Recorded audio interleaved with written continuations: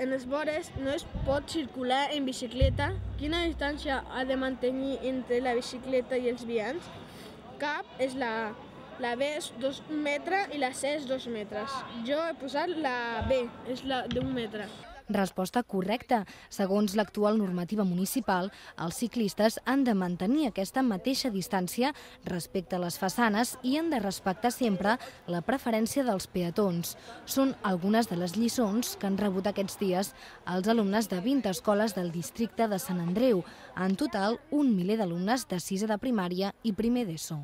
A la carretera hem de circular, si és de nit, en una jaqueta reflectant de color groc. Tens que anar pel carrer bici i fer els senyals, dreta o esquerra. Primer han de superar una prova teòrica i després demostrar els seus coneixements sobre la pista, gairebé com si es traiessin el carnet de conduir. En aquest circuit, senyals d'estop, rotondes i semàfors els ensenyen què poden i no poden fer quan circulen per la ciutat. Que adelanten una mica i que canvien de carril malament a vegades. Els seus professors critiquen que a casa no reben prou informació i, clar, amb la creixent moda per la bici, no saber les normes pot ser perillós. A l'estop és arribo, paro, poso el peu i miro, d'acord? No és arribo i passo. Només per participar, els nens s'emporten aquesta samarreta.